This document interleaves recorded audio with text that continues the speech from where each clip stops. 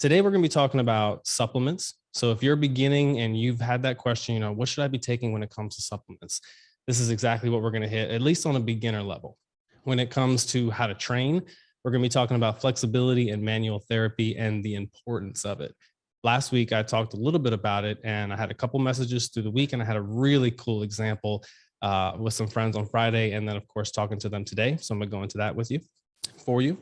And then when it comes to mindset and mentality, today we're going to be talking about failure versus quitting. And many of us experience one of the two. And you want to make sure that we have the right mindset when it comes to failure. So we're actually turning those failures into the stepping stones of success. And of course, I have another book recommendation for you when we get to that there. So for everyone that is in, looks good on all different platforms here, looks good. So let's get into supplements, okay? It's very important to make sure that when you get into your fitness routine, you're getting all of the necessary nutrients and minerals that you need to build a healthier body. Yes, many people may be looking to lose weight, lose fat, or some people may be looking to build muscle, but most likely, whatever it is you do to do that, if it includes exercise, you're going to have to build muscle. So you want to make sure, like we talked about last week, that the quality muscle you're putting down is actually good quality, because this is the foundation of your newly customly built home. This is your body. So we want to make sure we're putting good quality muscle there. So this list here is actually, I'm going to give a quick shout out to a good friend of mine named Mark George, who's actually up in Maryland. For those who are up there, he owns a nutrition shop, Total Athlete Nutrition. We've done some partnerships over the years, and we've come up with a really cool introductory package, if you will, that he can actually ship out to you. If you're local, you can get there yourself and he'll help you out. But let's talk about what these are that come in our intro pack. So I'm going to go through this real quick and then we'll talk about each one. But when you're starting out, if you have pen and pad, you're looking for essential amino acids, EAAs. You're looking for a whey isolate protein. We also want a multivitamin, fish oil or flaxseed oil. We'll talk about those. Potassium, magnesium, turmeric, D3, and vitamin C. Now, the reason that we look at these and the reason we try these, again, this is just beginner. There is, we could do a whole episode on just that, because there's a lot of different stuff that you can take nowadays. My main recommendation for taking things is because a lot of the food that we have does not come with what's on that nutrition label. Meaning, unfortunately, it'll say it has a certain amount of vitamin D, a certain amount of vitamin C, this and that. Unfortunately, the FDA, it doesn't regulate necessarily everything that's on the package. So even just recently, they just recently cleared the necessity for having the country of origin printed on the actual package. So that means we don't necessarily know 100% everything that's in that quality product. So when we're looking at essential amino acids, many of us can get those from our meats and from some of the foods that we take in. However, when you are really sweating, when you're really training, when you're really working hard, some of us may know that we need to take in some electrolytes to help us recover. Essential amino acids are going to essentially make sure that all your optimal levels are tip-top shape. So that way, when it comes to not only your recovery, but your performance in exercise as well, you can get the most out of the muscle at that moment in time. Now, with your whey isolate, and I'm going to take these off. With your whey isolate, it's so important to make sure that we go with the whey isolate, because it's going to give you 90% protein, meaning you're going to have less lactose in there. You're going to have less fat. In other words, you're getting directly what it is you need, like very specifically. So when you go to the large chain stores and you're not going to a specific nutrition shop, they may not even have the option. If they do have the option, you really want to make sure that you choose the isolate instead of just the regular concentrate, because even if you go ahead and take it yourself, look at the ingredients, you'll see a massive difference. So pay attention to that there. Remember, all this is helping build protein, build muscle, and ultimately help that protein synthesis, which is when your body converts that protein into what it needs to rebuild the muscle. Next is your multivitamin. And I like taking multivitamins because it does help with the convenience factor. So one of the ones that we recommend is Project AD. I'm not going to do a ton of different supplement companies in this here, because we do have that information for you if you need it. So just, of course, let me know. But multivitamins are great because, again, convenience, going to have a lot of different stuff packed in there. The only issue when you get the all-in-one products is many times, because they're trying to pack so many different things into that vitamin, you'll get like a slightly underdosed version of each one. So that's why we look at making sure we're getting, I don't want to say it an expensive brand, but we want to make sure that somebody actually put the time into hiring the scientists, making sure everything was put together properly so that it is an effective supplement. So really look around when it comes to those supplements. Again, we recommend Project AD. It's Multivitamin Plus. Of course, Mark, my buddy, has it. You can also find it online. But again, we won't go into too much when it comes to the actual product. Next is the fish oil. So for those who are in a situation where like you're not looking, you're doing vegan or vegetarian, you can also do flaxseed oil. You're going to get your omegas from there. So your omega-6s, your omega-9s, depending, and your omega-3s, depending on where and how good your diet is, you may actually already be getting those supplements in your diet. So it's really good to see what it is you're eating and what is in the food. But again, remember how not everything is honest when it comes to the packages. So making sure that you have that supplement, especially if you're training on a regular basis, is just going to be so good for inflammation. Is probably the biggest benefit that you can get when it comes from taking your fish oil or your flaxseed oils. I remember all growing up, my father would pour it onto that spoon and drink it down. I can't even imagine that. I mean, some of you have probably taken some cheaper fish oils out there and you can smell your burps coming up, and it's rough. It's not what you, so imagine trying to take it down teaspoon at a time, tablespoon at a time. We've moved on from that. This was quite some time ago. You can, there's a lot of different supplement companies out there. A lot of people will say the Alaskan salmon it doesn't give you as much of a burping feeling and smell when you're burping. Again, it's really going after the higher quality products to make sure that you're getting a quality product. So fish oil is huge for inflammation. Now that we're in inflammation, that's why I like to add these next three: potassium, magnesium, and turmeric. Really good for muscle soreness, muscle cramping, and rebuilding the muscles post-workout, especially if you went hard a certain day. Now, turmeric, you may have heard of that as a seasoning. Some people in certain cultures will use a ton of it. Just putting it on your broccoli or your chicken is not going to be enough. So when the supplements actually have it, they have a specific amount in there, but sometimes you can actually get a supplement that has a black pepper additive. I've also heard of people using avocado oils and such to also help with absorption. That's what the black pepper does. It helps you absorb that turmeric a little bit better. I've even seen turmeric rubs, magnesium spreads that you can put on your joints and on specific muscles.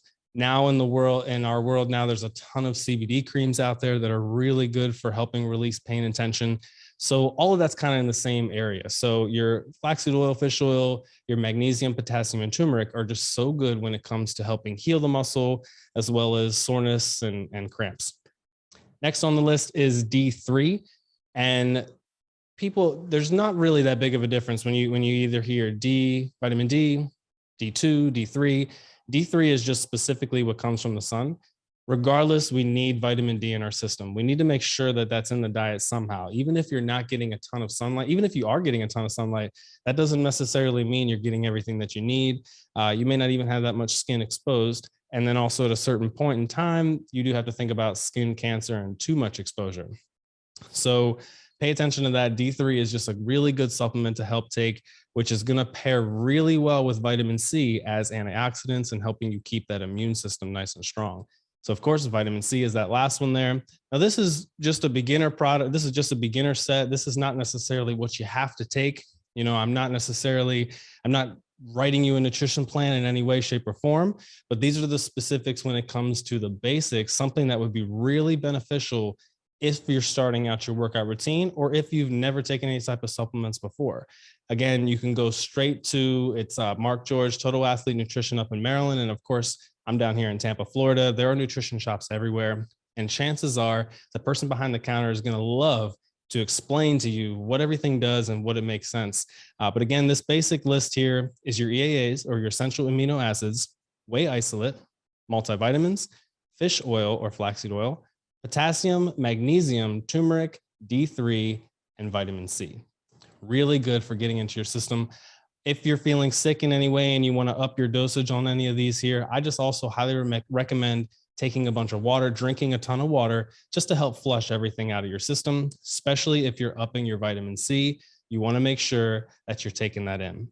The all-in-one products, especially if you're just taking one or two, because they try to cram in so much stuff, many times it can come out as underdosed, slightly underdosed, we'll say that. So you want to make sure, I think that it's best to go to each individual vitamin or mineral source that you're deficient in.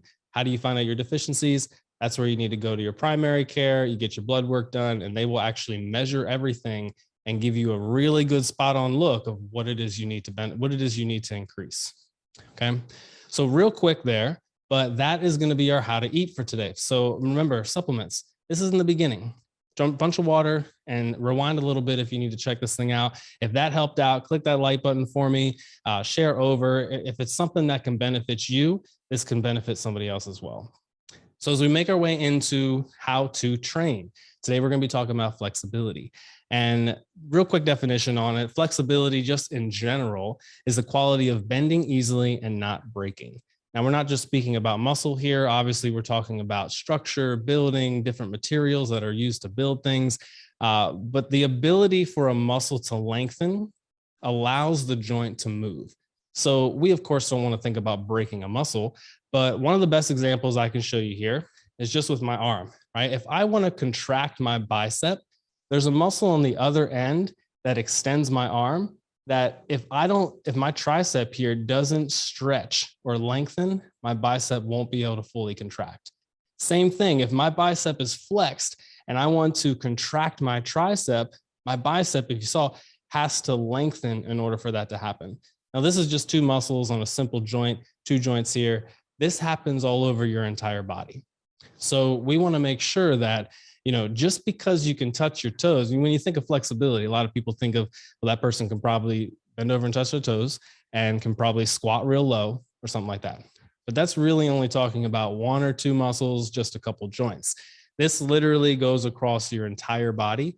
Every single joint has a predicted range of motion, but because of how we live in life, whether we're sitting all day, standing all day, driving all day, exercising all day, doing massage all day, whatever it is, there's a chance that certain muscles are not getting their proper stretch, nor are they getting their proper strength. So when we talk about flexibility, we don't want to just talk about stretching one muscle or thinking just one stretch. We want to think about the entire body and how stretching the entire body can benefit you in so many different ways. So the main thing that I think flexibility benefits in is it can prevent injury. And I say can prevent injury because, again, it's not just doing some random stretches you found online. Every single person does need to have specific stretches just to help combat what it is they're doing on a daily basis. Improves recovery, and it can also affect performance in a good way. And I'll also say in a bad way too, because we'll go into the types of stretching too. But think about it, when every joint can work to its optimal range of motion, if I can fully extend my arm, if I can fully reach my shoulder back, I can more than likely do more things depending on my sport, depending on my strength training, whatever it is, than an individual who doesn't have that same flexibility. I've always looked at the bodybuilders on stage. I always think about, like, if you're going to do anything, look at the pros in that arena. So for me, I'm training bodybuilding, I'm looking at the bodybuilders and I see massive bodybuilders up there doing splits on stage to show off a back double bicep or something, so that's showing, or even backstage getting ready to go on stage. I see them hitting splits. I see them doing different types of stretches in their back and their chest. And it's like, okay, so more muscle does not mean less flexibility. That's like not a guarantee, but that means that individual must have spent some time making sure that the muscles were stretched, just like they spent the time building the muscles. So let's talk real quick about the three different types of stretching. You probably have heard of some of these here. You've got static stretching, you've got dynamic stretching, and you also have PNF, which is proprioceptive neural pathway stretching. So neuromuscular stretching, excuse me. So PNF, proprioceptive neuromuscular facilitation. I've said it so many times. It's kind of really all meaning the same thing though. Now, when we think about, let's break that thing down, neuromuscular. So we're teaching the brain and the muscle how to work together. Now, the main definition for a PNF stretch is you're contracting the muscle once it's at a point that it's fully stretched. The main definition for your dynamic stretch is you're actually going to be doing a continuously moving stretch. So sometimes these stretches will be held for 5 seconds, 10 seconds, 15 seconds. And the static stretch is most likely what the stretch is that everybody's thinking of, that 30-second stretch, that long holding stretch that you may do in a yoga class or something. So these three different types of stretches, some would argue to say that myofascial release is also a different type of stretch, which I completely agree with as well. And we'll get into exactly what myofascial work is, but let's just start with that static stretching. So studies actually show that static stretching is best for increasing flexibility and joint range of motion. So now this is, again, the long holding stretches. So this may be a 30-second stretch. This may be a 60-second stretch. This may be a 2-minute stretch, 6-minute stretch. I remember I was in a Kung Fu training one time and we had to do 6-minute splits, something that was just absolutely ridiculous. And I remember right after that, we got up and did something called leg swings. And I always thought, because I had been through some of this training before, I always thought, we're doing this long holding stretch and then immediately going into kicking. Anytime I would feel a tightness in my hamstring or my glute, it was always because we just kind of jumped into it too fast. So that's where dynamic stretching comes in. So if you ever go to a football game early, you may see them doing some of the long stretches really early, but as soon as you start getting like that 30 minutes out, 20 minutes out, you start to see more, I don't want to say bouncing, but you start to see more movement in the stretches. You may see them walking down the field, kicking their legs up, or you may see them kind of bouncing, jumping up and down, getting the hips moving. The main reason I don't like using bouncing is because it reminds me of ballistic stretching, and it takes me all the way back to when we were in gym class, feet go wide, and you do the cherry pickers. This is where you're like bending down, up and down, you're grabbing each cherry or whatever, cotton pickers, cherry picker, all the different things I remember hearing it being called. Probably can't say certain things like that anymore. But the main thing is it was like bouncing up and down to stretch that muscle. But think about what we were doing. We were sitting in class for 3 to 4 hours, depending on when you had gym. Then you do those bouncing stretches to like try to quickly stretch the hamstrings that you've been sitting on. And then you go back into class and you just sit for another 3-4 hours. Unfortunately, we can't necessarily look at a specific thing that this did to any one of those individual students. But back pain, hip pain, and knee pain are some of the most leading causes of pain in this country. And it's not like it takes people to their 40s, 50s, and 60s to feel it. Many people are feeling this in their late teens, early 20s, and early 30s. So that means there's been something causing a problem for years at this point in time. And so the idea of that ballistic stretching has been kicked out from a lot of different schools and a lot of different teachings because it actually was showing that it was doing small micro tears in a muscle. The best way I can think about it is if you have a bunch of rubber bands really close together and you want to get the optimal length of them, you can either just yank them out real quick and try to yank them, which will likely cause one of the bands to break, or they'll get all tangled up. Or you can very slowly open out that band, slowly stretch that band, go in a little bit out further and take your time. And what you're going to do is you're going to ease that resistance in those bands. You're going to actually break down some of the fibers in those rubber bands, and it's going to give you more flexibility. Same thing when it comes to your muscle. We want to make sure that we're not just working out on cold muscle. As if you've ever heard of cold stretching or not going in cold or anything like that. All of this matters. So if you think about your muscles, the muscle's job is to move your joint. But if the muscle is tighter and shorter than it's supposed to be, more than likely it's not going to be able to move that joint the way that it would if you were warmed up and stretched and move in and warm, basically. So most likely the brain knows how you practiced the last 2, 3, 4 weeks. So when you go out to make a play or lift a certain weight, or anything like that, you're going to likely do it mentally the way you did it before, but you may have already been warmed up. What happens in this situation is muscles get stressed too far than they're ready and warm and able to do, and they can pull, they can strain, and then you have to deal with an injury. So now you're going into a whole nother type of flexibility to try to get yourself back to where you once were. So that's why it's so important to make sure that you warm up before you work out. And we as a collective group, agree that dynamic and Pnf, the proprioceptive neuromuscular facilitation, long word, came out really nice that time. But the dynamic and the Pnf stretching is what's used best for preparation prior to a sporting event or strength training, for example. So in other words, you want to do your continuously moving stretches and you want to do your Pnf. So I don't think I hit exactly on Pnf yet.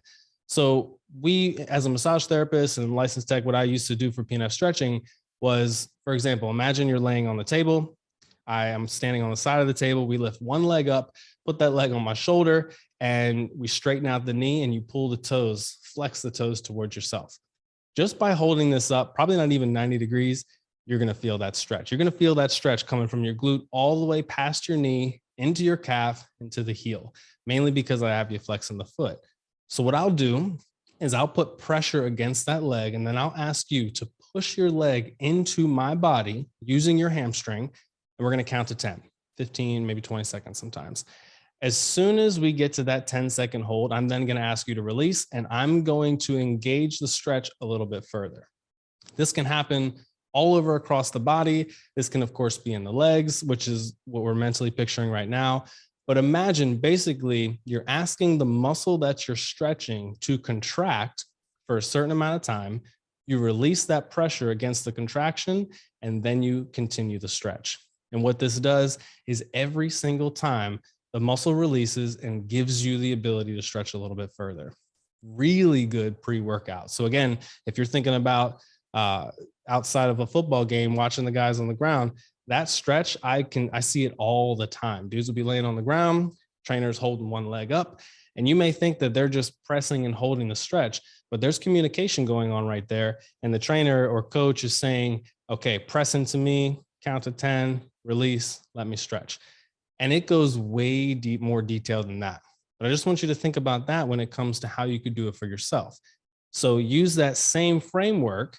And for the leg, for example, grab a resistance band, wrap it around your foot, make sure you wrap it twice because that thing can come back and hit you. I've experienced it, but make sure you wrap it twice around your leg. You're laying on your back, stretch that leg up there, pull that leg, make sure your knee is nice and straight, and then activate and push into the band using your leg. Activate that hamstring and then pull on back. What that's going to do for you is you're going to notice it on the first time. You'll be able to pull back a little bit further.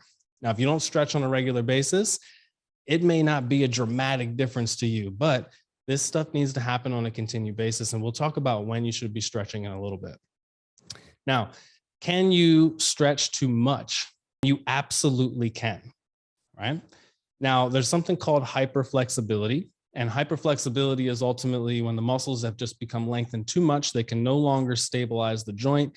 So you have unstable joints, and the only way to really fix that, I don't know if we should use the word fix, but to start making improvements towards that is to get involved in strength training or resistance training. What that's going to do is it's going to tighten that muscle back up to a certain point and give you more control of the joint. This is why you'll hear people who have been doing yoga for a long time will start to have joint pain. And it's because they never started implementing any type of resistance or strength training. So it's pretty cool to see many yoga classes now that incorporate some form of strength or some form of resistance. And I know a friend back in Bethesda, and with her class, certain days of the week, she does resistance. Certain days it's primarily flexibility. Other days it's combinations. She even adds in some cardio. So yoga has even gone through its transformations as well. And we can't always use the same yoga that was used in ancient times because we're not doing the things that were being done in ancient times. People weren't just sitting at a computer in a very sedentary state all day long. So if you're in a seated position all day long, there are certain muscles that you're going to have to stretch more, and there are other muscles that you're going to have to strengthen, which leads me into imbalances and also helps answer that question of if you can stretch too much, because if you're not stretching the right areas, you're going to further increase your problems, basically. So some areas are too tight, and that means that the muscles are short and restricted. So when I'm sitting, we talked about this last week, when I'm sitting, think about the main muscles that are shortened. Those are likely going to be the muscles in the front of my hips because my leg, everything's at a 90-degree angle here. So, if you're just standing up, that stretches it. But sometimes standing up may not be enough if you're sitting so much. So that imbalance right there, hip flexors are super tight. Think about the next joint that's in a 90-degree angle. That's going to be your knee. Your hamstring is back there. The hamstring is the muscle that pulls the knee closer. So if the knee's just close all the time, that hamstring is going to be at a shortened length. So you want to make sure that you're opening that up, stretching that out, stretching out the hip flexors as well. But just because some muscles are tight, you also have to remember that other muscles are either weakened or or too lengthened. So just in this example of sitting, the first muscles I think of that are weakened are the glutes, because I'm sitting on them all day long. So my body then thinks, okay, so I need to become cushions. I need to support the spine. I need to support the hips. And they just lose their integrity and strength. You're not using them for what they're supposed to be used for. So those imbalances are very important. So this is why we use myofascial release, which again is like foam rolling, therapy ball against the wall, all that type of stuff. If you're like, for example, someone may be able to stretch to their toes and really reach on down, but then when they stand up and hold the wall and try to grab their back foot to stretch out the front of their thigh, their quads, may not even be able to grab the foot. That shows that the quads, the front of the thigh, is way tighter than the back of the thigh, which is the hamstrings. And that's just one example. Everybody's kind of got something different. So you want to make sure that's why you go to a coach, someone that can look. Sometimes, for myself and some other people in the industry, we can just look at how you stand and be able to tell what muscles are imbalanced. That just comes from experience. Other trainers may need you to do a couple of movements, but we're specifically trained to look for those imbalances. And our goal is to create a program for you that not only gets you in shape and gets you stronger, but also addresses those imbalances. Remember, the point of getting a coach is so that you can take the thinking out of it and you just follow the process. The process is specifically catered to you. So why do we do myofascial release? Real quick, it's going to help you release adhesions. If you've ever heard of lactic acid building in the muscle, that is what helps create that soreness. And you kind of develop that because you're out here training and working. So the best way we get rid of that is two different ways. One, we have to get oxygen into the muscle. And two, we then have to, I like to think of a dough roller. We have to roll out the muscle so we can squeeze that lactic acid out, get it into the bloodstream so that the body can get it flowing and get it moving.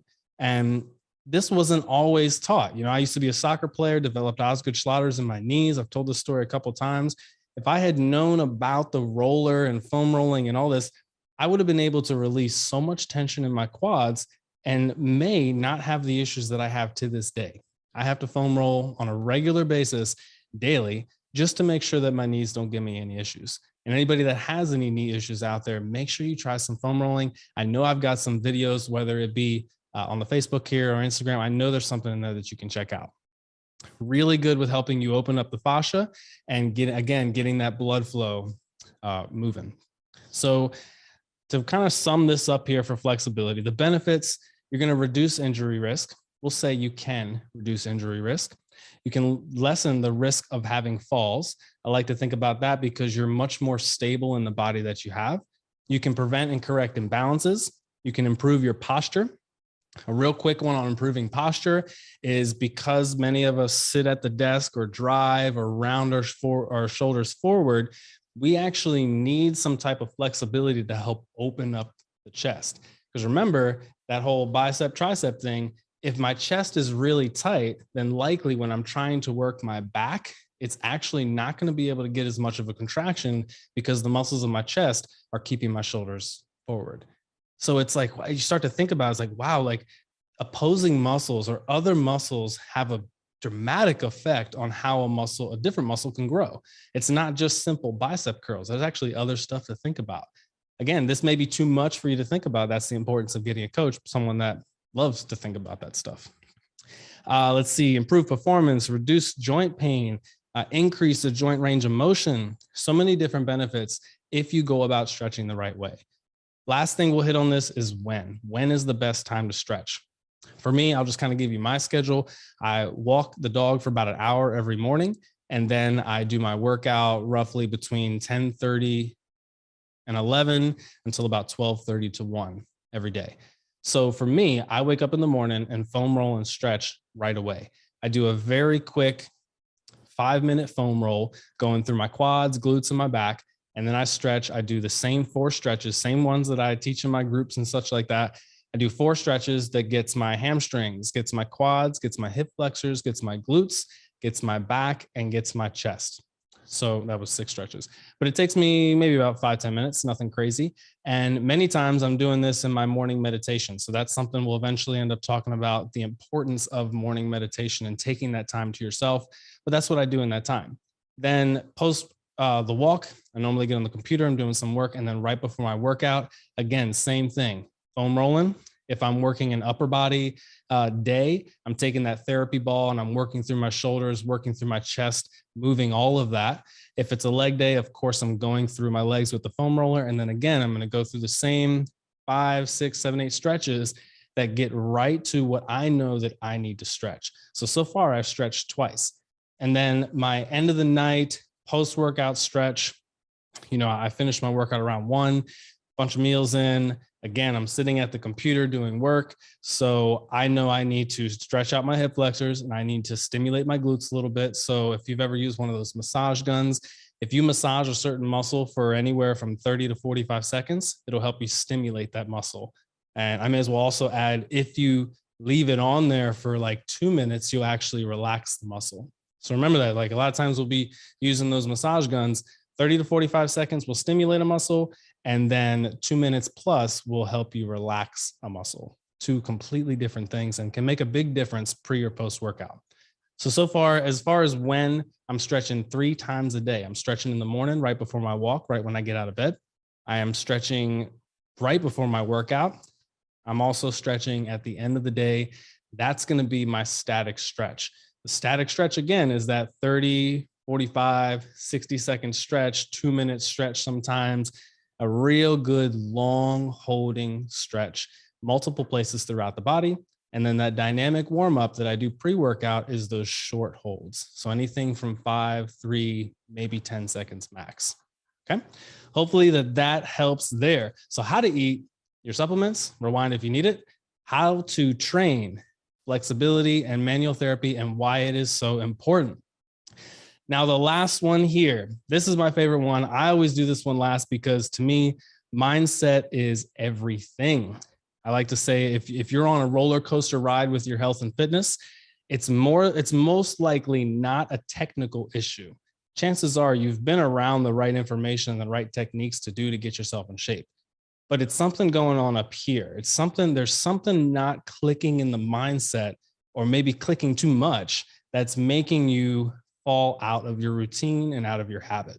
So today, for How to Think, we're going to be talking about failure versus quitting. And the best statement that I can think of failure versus quitting is when you're in that moment and you're thinking, am I ready to quit?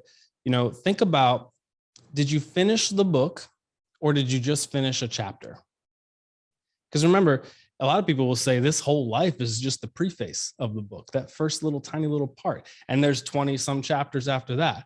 Whatever it is that you believe, I like to think about when it comes to my birthdays and stuff like that. Like, all right, I'm on chapter 20, chapter 21, chapter 22. I'm currently on chapter 33, getting ready to move to chapter 34. And so anything that has happened up and through these chapters was just teaching me who it is I am, who it is I want to be, and what is the impact that I want to make on this world. But there's plenty more chapters. And the crazy thing is, I don't know when the book ends, but I know that the book ends in a successful way. If you get on that thought process of thinking it's kind of like there's a lot of football games going on right now, right? And so let's say you had 3 or 4 friends and you're like, okay, 3 of us have to work. 1 of us doesn't have to work. 3 have to work. And so we can't watch the game. So we're all going to get together at the end of the day. I happen to be the one that doesn't have to go to the job. I'll take that one. Everybody else has to work. So I'm at home all day and they have no idea what's going on in the game. I happen to hit on social media. I click on, I can see automatically our team wins the game. Right. So I know going into the get together later tonight that our team is going to win. However, let's say that we're all 4 watching the game and at halftime, our team is down 4 touchdowns, something crazy, right? Everybody's in there stressing, sweating, people thinking about what they bet, people like not hungry anymore. And I'm just going to be chilling. I'm just, I'm not going to say anything, but I'm going to have a completely different mindset. You see what I'm saying? Because I don't know how it's going to happen, but I know that our team wins the game. They don't know that. So I want you to think about that when it comes to your success in your life and the failures you're going through. And you have to remember and think, so there may have been a fumble. So there may have been, I just really try to quickly think of some other sports. Let's just use football. There may have been a fumble. There may have been a turnover, that somebody may have stepped out of bounds. They may have caught it and the clock kept on running. All of these little things ultimately don't matter because they're just creating the story of what that game was. But if you have in your mindset that no matter what, the end of this story is going to be incredible, that's the winning mentality and the winning attitude. So failure versus quitting. And remember, this book that we're talking about today is Failing Forward by John Maxwell. Really good book, a book that I love. And the point of the entire book, John's quote in there is fail early, fail often, but always fail forward. And so we always want to think about the little failures, the little things that happen are really just stepping stones. These mistakes are stepping stones to success. I've heard from a good friend of mine, Dan Henry, his quote in his business is that failures are the prerequisite to success. So in other words, in order for you to even attain success, you need to get out there and fail. So if you haven't put yourself out there, technically you don't even deserve success yet. So you have to try new things. You have to get out there. I mean, if you've been following me for the last couple of years, you've seen me all over the place doing different things, putting energy in this and this and that, all towards the same goal and teaching the same principles and making my same impact, but so many different methods to be able to get to different people. None of them were things big enough to make me even think about quitting. I don't even really see them as failures. I just see them as, ways that it didn't work. Kind of like when they talk about it, Edison with the light bulb, 9,000 different ways that, he couldn't figure it out. And the last one worked. So people weren't like, he didn't think I failed 9,000 times. He just figured, he was like, you know what? I just found these ways it doesn't work. And this way it finally did. So he had his mind completely switching from, I'm not quitting. I'm going to figure it out and work until I figure it out. So always remember that failure cannot be avoided, and failure many times opens up new opportunity. A lot of times when you put yourself in a position to fail, you also can put yourself in a position to be a student. And when you're a student, I've always, the line, when the student is ready, the teacher appears. And so you have to put yourself in a position where you are ready to receive that information. But if you haven't stepped out on faith in what it is that you believe in and gone out there and failed, you wouldn't even necessarily have any good feedback to give your new coach or teacher saying, I tried this, and this didn't work, and this didn't work, but this worked. You need to have some type of feedback. The only way you can get that feedback, again, is putting yourself out there. Another note I got from the book, you may not be to blame for your failures, but you are responsible for your successes. Meaning, we're not in control. Many times we're not in control of our environment, nor are we really in control of the negative things that happen. So we need to put ourselves in position to respect that, but then also understand that you are completely responsible for your success. So when you are successful, that's all you, baby. That's all you did. You should be happy about that. Congratulate yourself and enjoy that, but also understand that it was the failures that needed to take place in order for you to get there confidently. So lock in on that you may not be to blame for your failures, but you are responsible for your successes. Next one here, turning failures into knowledge is instrumental to success. So think about this example that he used in the book. It's a pottery class, and the teacher split up the class into 2 groups, told one group you can make one piece. You can only make one piece. It needs to be perfect. And told the other group you can make as many as you want and just offer us the best one.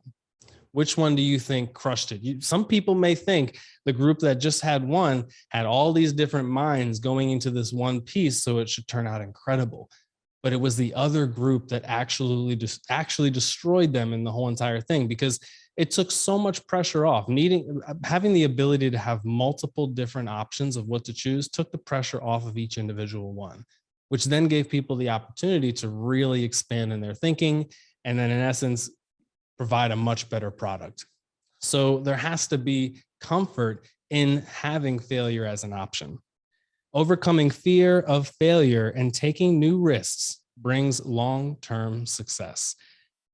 Short-term success is just that. It's short and it may disappear very quickly. We're looking for long-term success, something that we can pass down, something we can create a legacy and actually make something of it. So it's not going to be all roses. You're going to have to take a couple hits to the chin. You're going to have to take a couple black eyes. But just like they say in Rocky, it's not about how many times you get hit. Are you going to keep getting back up, or are you just going to finish the book? To make the most out of your failures, you need clear goals, social skills, and a positive mindset. So to hit those real quick, on clear goals, you need to have specific goals. You need to know what it is you're shooting for on a daily basis, weekly basis, monthly basis. You just need to be conscious of that because it's going to help keep you on track. As far as social skills, mastering your networking, communicating, and bringing people together. One of my stories in one of my other podcasts that I talked on was how I mastered my social skills and my networking skills. And it was I was a part of a network marketing company, and our goal was to go up to people and introduce ourselves and ultimately introduce our business. So in the beginning, I went through all my contacts. Nobody was interested. So I had to start doing what we call cold contacting, meaning literally going to people I had no idea who they were and basically pitching myself. And the thing is, I had to learn how to do this. And so what I did to make me more comfortable was I would pull up to a gas station to someone who I considered was a sharp person, might be interested in my business. And I would literally put the fuel tank into my car, not put any money on it, not like, and I would just wait. I knew I had like 2-3 minutes before the thing started beeping. And then I would go right on over to the other car. I'd be like, hey man, this is a great car. I'm actually looking to trade my car in sometime soon. I've been looking at this model. What do you like about it? What do you think about it? How's the mileage? Just getting a conversation going. My goal wasn't to sell this person anything, and it took a while for me to learn that lesson. My goal was just to get used to communicating. So this may be you at the gym. You may be someone who just doesn't like working out on your own, and you wish that you had a partner, someone who could work with you. Sometimes you just have to break that barrier and say hi to somebody and just start a random conversation. Like, hey, I like that exercise. It's not something I do. You mind telling me what it is that it works? Most people in the gym, I know some people want to be one track and focused, but if you're not hitting on somebody, many times they'll actually be very open because we're all there for the same reason. We're all there to train, to build our bodies. We're all there with the purpose of getting stronger and getting better. So why would we not want to help out each other? Maybe it's you going to the grocery store and getting practice. Maybe you want to walk into the grocery store and you tell yourself, I'm going to say hi to 5 people today. Just say hi, right? Then at the next place you go, okay, I'm going to have a very simple conversation about, I don't know, I'm down here in Tampa. It's easy to talk about the Bucks down here, right? So learning different ways that you can get better at networking and bringing people together in a way that's just communication and friendship. And then in time, you'll learn how to transition into much more of, if you're looking to build your business or if you're looking to build a specific network, this is exactly how it'll help you. And then lastly, that positive mindset.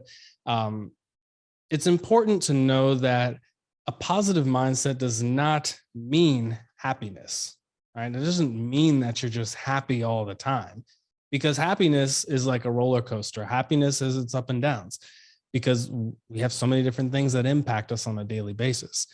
But a positive mindset is understanding that happiness is not 100% all the time, and that there is something that you can do to impact that, because we are in control of our emotions. We are in control of our heart responses and how we mentally respond to things. We may not be in control of the environment. We may not be in control of what happens, but we do have the ability and responsibility to be in control of our reaction to it. So again, when this whole thing comes back to failure, failures will happen. But if you expect it and you're almost in a way looking forward to it, it's a kind of twisted mindset. But those of us in the entrepreneur game, our mindset is, I'm going to try this and try this and try this. If it doesn't work, I'm just going to figure out how to do something different, but it's going to get me to the same goal. Or if this doesn't work and this doesn't work, I'm going to go ahead and find myself a coach who's already done it, and I'm going to follow them step by step. I've done that in everything that I've ever been good at. I found myself a coach. Every single coach should have a coach out there. Your coach should have a coach, right? Everybody should have a coach, because there's many things that we can learn from each other, but many times we just have to ask the right questions. But you have to put yourself in position to know what to ask, and you have to have the right mentor in front of you. Many times personalities don't mix, systems don't mix. So that's why it's up to you to take your time, search for a credible coach, and find someone that can help guide you through these treacherous waters that are, may it be entrepreneurship, health and fitness, getting better in your job, understanding, communicating to other people, talking to other people. That stuff just sometimes can be very scary. So it's important to find the people who want to help you, because they actually will. The last little part from that book there, failure helps you recognize the areas in which you need to evolve. Leverage your mistakes and make realistic assessments of the risks. Again, as John Maxwell says, fail early, fail often, but always fail forward. In your mindset, always think, I wouldn't have failed if I hadn't put myself in a position to challenge myself. So if you're not failing right now in anything, it's very simply said that you're not challenging yourself enough. And if you want to grow and get to that next step in life, that next level, you're going to have to challenge yourself at least a little bit. I like to set my goals a little bit out of my reach, not ridiculously unattainable, because that doesn't make sense. But I like to go just a little bit out of my reach, because it forces me down deep to have to grow. I know, like when I set my goals at the beginning of this month, I'm doing them tonight as well for next month, I'm going to have to grow in order to attain these goals that I'm setting. And you should be doing that too. This is a very good time. If you happen to catch this video tomorrow or sometime this week, take a moment and set up your goals for the month. It's a short month. It's going to go by quick. January flew by. I mean, shoot, last year flew by. February will go by quick. So set some goals that are going to challenge you to step outside of your comfort zone and make them. Make it happen. And remember, shoot for 80%. Don't shoot for 100. If you just don't happen to hit your goals, again, that's okay. You put yourself in a good position to challenge yourself. However, think about how you can start making little benchmarks and getting yourself to 80%. Because if you hit 80% of your goals in January, 80% of your goals in February, and on through the rest of the year, that's 80% of your goals were attained in an entire year. 100% is hard, but 80% is definitely attainable. And that, I'm going to tell you now, is a completely different version of yourself. And in order for you to have the success that you're looking for, whether it be in fitness or in health or in business, you're going to have to become that better version of yourself. So thank you so much for joining on today. Again, how to eat, how to train, and how to think when it comes to weight loss, muscle gain, and getting yourself in the best health of your life. Today's episode, we talked about supplements, we talked about flexibility, and we talked about the difference between failure and quitting. So hop on in if you enjoyed this. Click like for me, comment, share it out, give it to somebody who needs it. There's a lot of information in here, and we can use any different part of this thing here. Next week, we'll be back on Monday at 7:00 p.m. Eastern Standard Time. I'm going to go through the same three categories, but 3 completely different topics. So again, thank you for joining on, and I will see you in the next video. Bye.